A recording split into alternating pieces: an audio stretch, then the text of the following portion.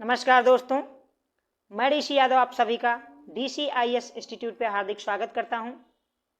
एक अंतर्राष्ट्रीय खबर के साथ हम प्रस्तुत हुए हैं आपके साथ, क्योंकि यूक्रेन के 4 बड़े क्षेत्र अब रूस के राष्ट्रपति व्लादिमीर पुतिन के एक सिग्नेचर के साथ रसिया का हिस्सा बन गए हैं।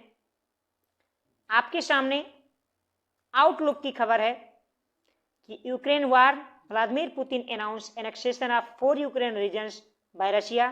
इनका मानना है कि रशिया के जो राष्ट्रपति हैं व्लादिमीर पुतिन, इनके अनाउंस के बाद अब 4 क्षेत्रों पे रूस का कब्जा हो गया है। वो 4 क्षेत्र कौन कौन से हैं, हम उस पर चर्चा करेंगे। अमेरिका ने इस पे क्या कहा है, हम इसकी बात करेंगे। और साथ ही अब UN में क्या हो सकता है, हम उस मुद्दे पे भी बात करेंगे। लेकिन आगे बढ़ने से पहले दोस्तों, यदि आप लोगों ने अभी तक DCIS इंस्टीट्यूट को सब्सक्राइब नहीं किया है तो प्लीज सब्सक्राइब DCIS इंस्टीट्यूट। तो ये वो 4 बड़े क्षेत्र हैं जिनको रूस ने अपने अधिकार क्षेत्र में ले लिया है। आपको ये ब्लैक सी मिलेगा। ब्लैक सी के ऊपर लुनास्क, डोनास्क, जपारोजिया और खेरसान, ये 4 वो क्षेत्र हैं जिसको रूस ने अब अपने में शामिल कर लिया है। दरअसल इन क्षेत्रों में 5 दिन पहले रेफरेंडम कराया गया, यानी जनमत संग्रह कराया गया, और इसमें 90% की वोटिंग हुई।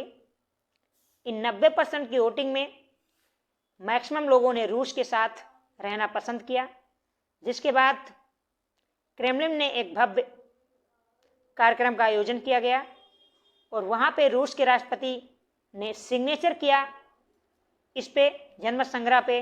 और रूसी राष्ट्रपति व्लादिमीर पुतिन के सिग्नेचर के साथ ही ये ईस्टर्न यूक्रेन का क्षेत्र हमेशा हमेशा के लिए रूस का हिस्सा हो गए।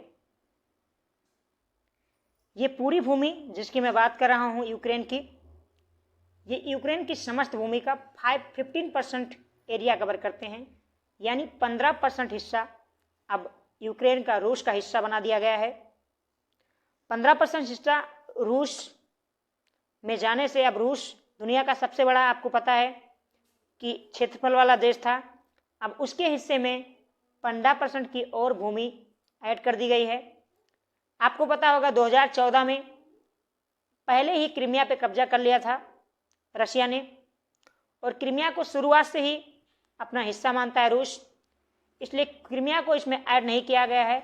अगर क्रीमिया को ऐड किया जाए तो लगभग 20% हिस्सा अब रूस के कब्जे में हो गया यूक्रेन का।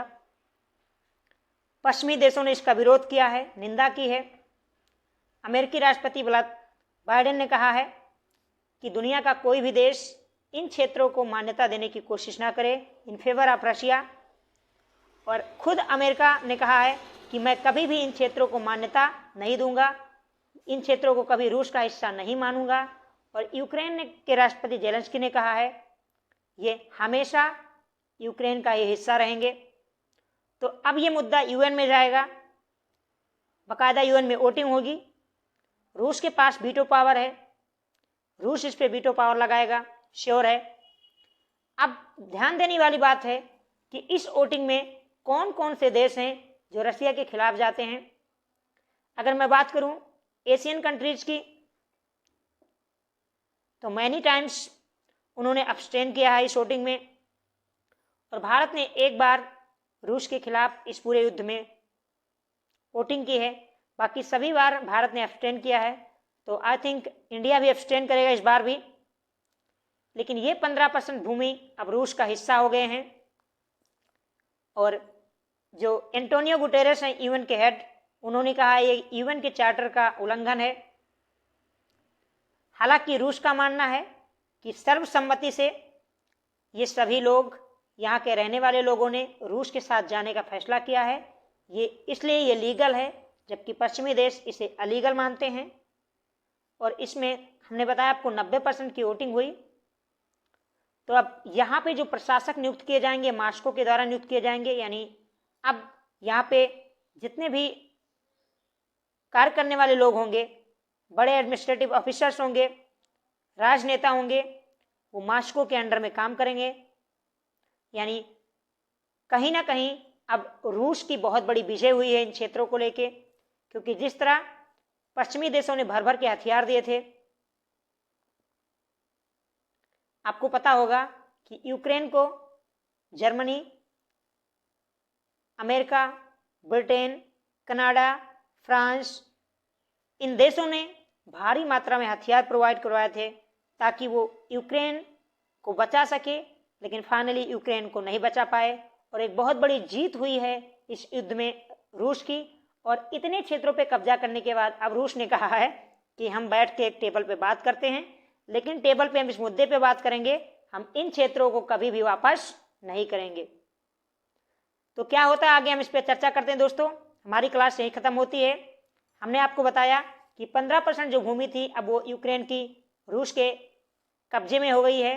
रेफरेंडम हुआ, यहाँ पर जनमत संग्रह कराया गया था।